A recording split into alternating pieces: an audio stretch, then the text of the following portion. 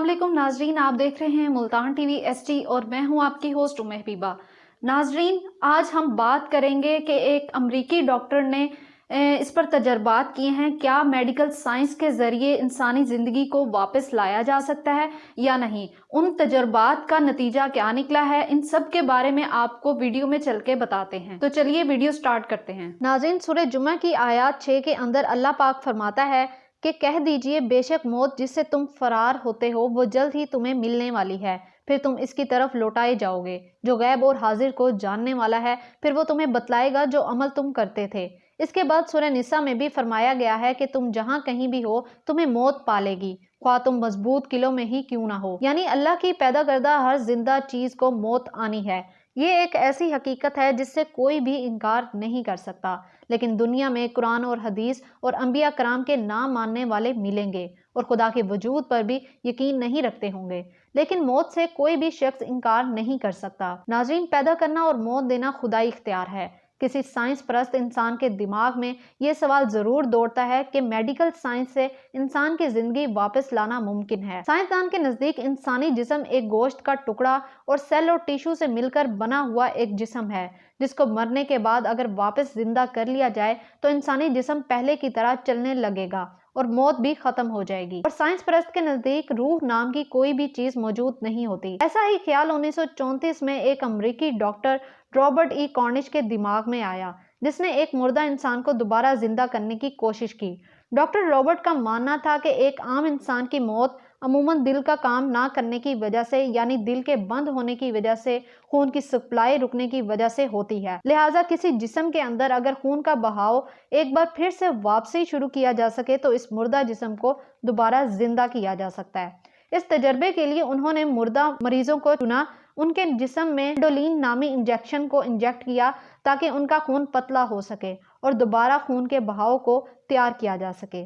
इसके बाद वो मरीज को सीसा की तरह दिखने वाले बेड पर लिटाकर हिलाता था ताकि तेजी से खून गर्दिश कर सके, लेकिन काफी अरसे तक किसी भी मुर्दा जिस्म में खून की गर्दिश नहीं देखी जा सकी।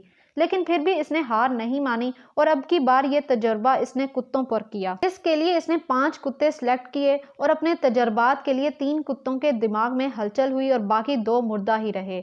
इसके बाद अमेरिकन हुकूमत ने इस तरह के तजर्बात पर पाबंदी लगा दी थी, क्योंकि इनके मुताबिक जानवरों के साथ ऐसा रवैया अपनाना बहुत ही गैर इंसानी अमल था। लेकिन इसके बाद ही 1940 में एक कुत्ते के सर को अलग करके ऐसा ही तजर्बा किया गया।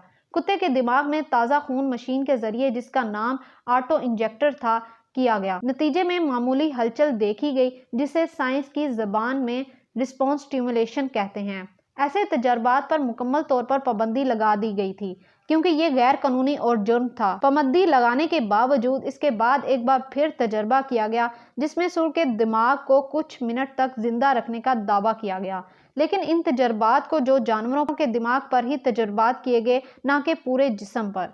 जानवरों के दिमाग में खून इंजेक्ट करके मालूम नहीं होता कि इनके अंदर क्या हलचल हुई, इसीलिए इन तजर्बात को नामुमकिन मान लिया गया और मान लिया गया कि मुर्दा जिस्म को दोबारा जिंदा करना नामुमकिन है। आखिर में साइंसदानों के पास ये नतीजा निकला कि सिर्फ जिस्म का मुर्दा होने का ताल्लुक फिजिकल जिस्म के साथ साथ किसी रूहानी दुनिया के साथ भी जुड़ा हुआ है। नाज़रीन, जिंदगी और मौत कुदरत का कानून है। किसी मरे हुए शख्स को वापस जिंदा करना कुदरत के कवानीन के खिलाफ है। इसीलिए आज के दौर में इन तजर्बात को गैर इखलाकी और गैर कानूनी माना जाता है। लेकिन फिर भी इंसानी फितरत ऐसे तजर्बात करने पर मजबूर करती रहती है, जिसका तज़किरा आब हयात वाली कहानियों में सुनना चला आ रहा है।